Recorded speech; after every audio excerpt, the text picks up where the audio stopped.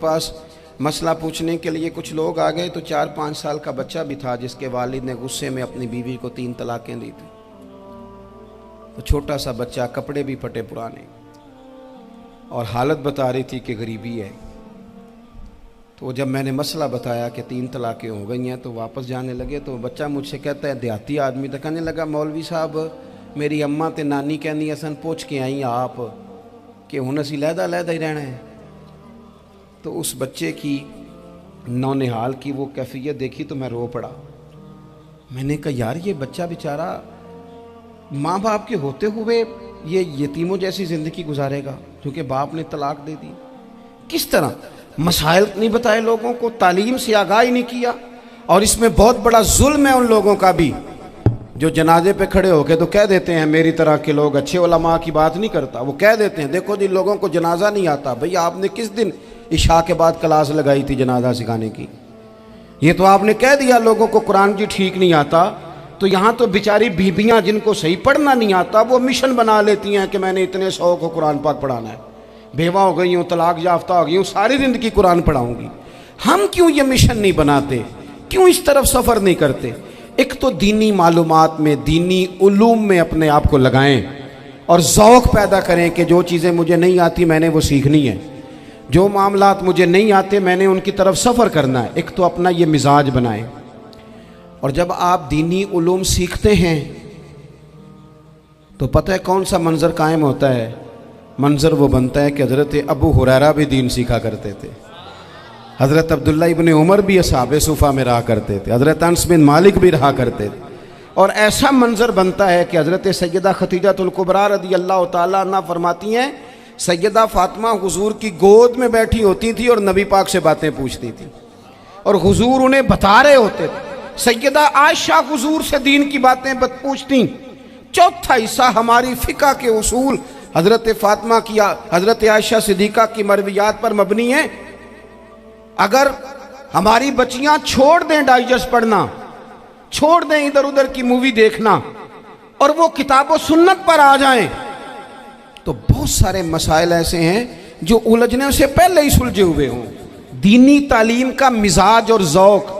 और दूसरी आयत करीमा मैंने तिलावत की, अल्लाह करीम ने कुरान मजीद में फरमाया, या अय्युहल्लज़ीना आमनू कू अनफुसकुम व अहलीकुम नारा, ऐ ईमान वालों खुद भी दोज़ख की आग से बचो और अपने घर वालों को भी बचाओ। ओ वालिद, वो माँ जो बच्चों को भूख से बचाने के लिए मेहनत करती है, उनको मायूसी से बहुत सारे माँ बाप ऐसे होते हैं जिनके पास कपड़े लेने के पैसे नहीं होते ईद पे। क्यों? अजान शुरू होगी जी, अजान सुने जी। अजीज़ भाई, जिस तरह हम अपने बच्चों को देखें, बहुत सारे माँ बाप के पास गुंजाइश नहीं होती, लेकिन इस नीयत से कि बच्चों के दिल टूट जाएंगे, ईद पे कैसे गुजारा करेंगे, मुश्किल से भी कपड़े ख़रीद के देते। इस तरह हम अपने बच्चों को भूख से, प्यास से, मायूसी से बचाते हैं। इस तरह हमारे रब ने हमारे ज़िम्मे लगाया है कि तुम अपने बच्चों को कोशिश करो दोज़ख की आग से बचाने की। हज़रत उमर फ़ारूक रज़ी अल्लाह तआला अन्हु ने अर्ज़ किया था, या रसूल अल्लाह सल्लल्लाहु तआला अलैहि वसल्लम, इस आया करीमा का माना क्या है? तो महबूब करीम अलैहिस्सलाम ने फरमाया, उमर, जिन चीज़ों का अल्लाह तुम्हें हुक्म देता है तुम अपने घर वालों को उन चीज़ों का हुक्म दो। जिन चीज़ों से रब रसूल तुम्हें मना करते हैं अपने घर वालों को उनसे रोको। अपने घर के अंदर निफाज़े दीन करने की कोशिश करो। मेरे भाई, बहुत ज़्यादा आजमाइश है हमारे घरों में, बेचैनियाँ हैं, इज़्तिराब है, बच्चों में सख्ती है, बहन भाई एक दूसरे के साथ लड़ते हैं, मिजाजों में तलखी आ गई। क्यों भला? इसलिए कि माँ बाप को जो बेहतरीन किरदार और जो हसीन तरीका घर में अपनाना चाहिए था, बच्चे तकरीर बाहर से सुनते हैं लेकिन वो फॉलो अपने माँ बाप को करते हैं। अगर माँ बाप में हौसला हो, सब्र हो, इत्मीनान हो, खुददारी हो, थोड़े पर गुजारा करने का मिजाज हो। देखें ना, आज डिप्रेशन है, टेंशन है, पैनिक्स अटैक्स हैं, बड़ी सारी चीज़ें आ गई हैं। क्यों भला? सब्र नहीं, तहम्मुल नहीं, बुर्दबारी नहीं। आजमाए। एक दिन एक बच्चा मेरे पास आ गया मदरसे का और आके वो रोने लगा मेरे घर वाले कहने लगे खाना छोड़ दें, पहले इसकी बात सुन ले। मैंने कहा पुत्र क्या हुआ, किसी ने मारा है किसी उस्ताद ने? कहने लगे नहीं हजरत, घर फ़ोन किया था तो मेरी अम्मा और अब्बा की लड़ाई हो रही है। बच्चा कांप रहा है, टांगे कांप रही। मैंने कहा क्या हो क्या गया तुम्हें पुत्र, लड़ाई हो रही है तो घरों में हो ही जाती है। कहने लगे नहीं आपको पता नहीं, वो बड़ा सख्त लड़ते हैं। मेरे वालिद जब मेरी वालदा को मारने के लिए आगे बढ़ते हैं तो हम सारे चारपाइयों के नीचे छुप जाते हैं, हमें खौफ आता है, वो मंजर खतरनाक होता है। ये कौन तकलीफ दे रहा है अपने बच्चों को? यहाँ बैठे हमारे यहाँ मीलों दूर रहते थे उसके घर वाले, तो वो तकलीफ में था, तो घर में क्या कैफियत होगी? अगर हौसला हो, सब्र हो, कनात हो, अल्लाह के दिए हुए थोड़े रिस्क पर हमें राजी रहना आता हो, हमारे घरों में सुकून आए, इत्मीनान आए, हम जो ज़िंदगी बड़ी खुशी खुशी गुजार सकते हैं। हमारे मिजाजों का लालच, हमारी तबीयतों की बेराह रवी, हमारी झूठी अना का बुत, उन सारी चीज़ों को ख़त्म कर देता है।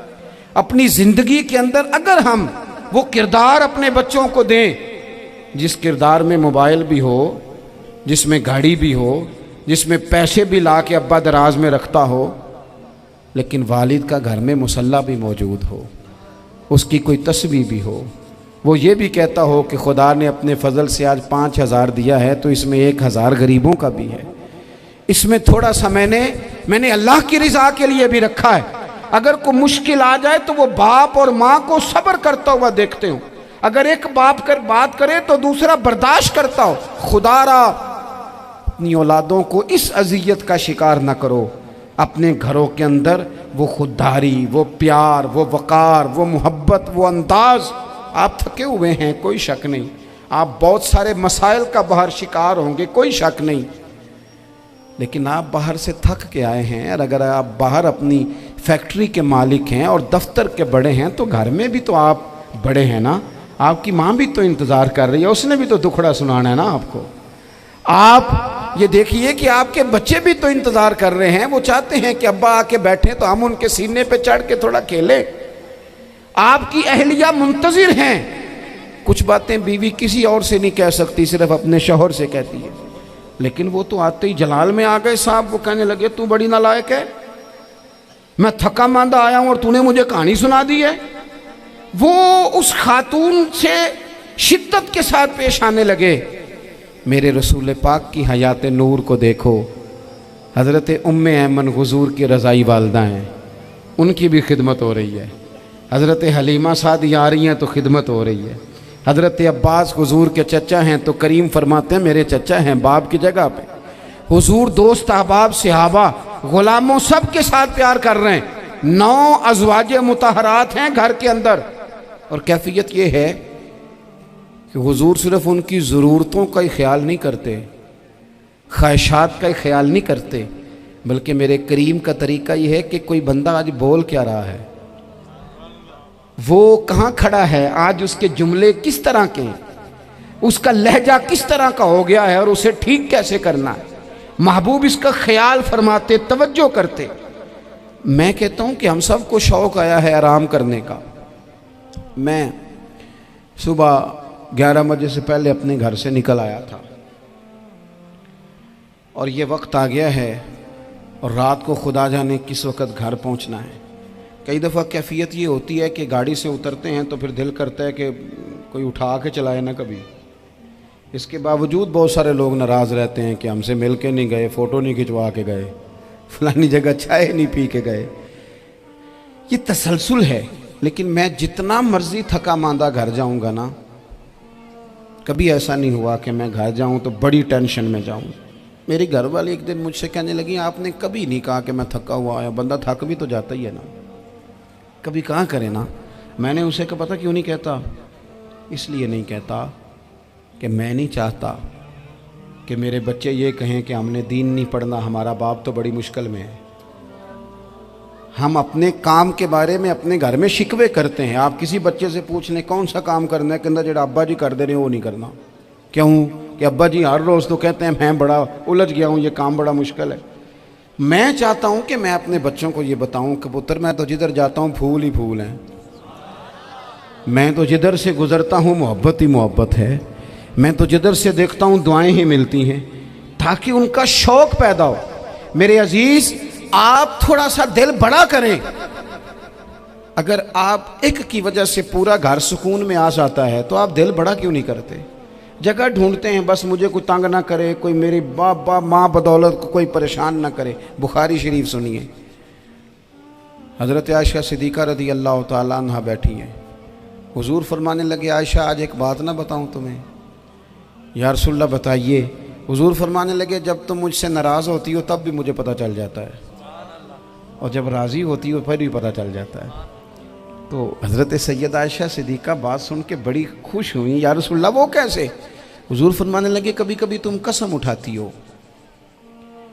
या रसूलल्लाह हाँ। फरमाया, जब होती हो ना राज़ी, खुश, तो फिर कहती हो मुझे रब्बे मोहम्मद की कसम सल्लल्लाहु अलैहि वसल्लम। फिर तुम मेरे नाम के साथ रब करीम का नाम मिला के कसम उठाती हो, रब्बे मोहम्मद की कसम। या रसूलल्लाह बिल्कुल ऐसे ही है। और फरमाया, जब तुम्हारे दिल में कोई बात होती है ना, तो फिर तुम कहती हो मुझे रब्बे इब्राहीम अलैहिस्सलाम की कसम, फिर तुम रब्बे मोहम्मद नहीं कहती। ये बुखारी मुस्लिम में मौजूद है।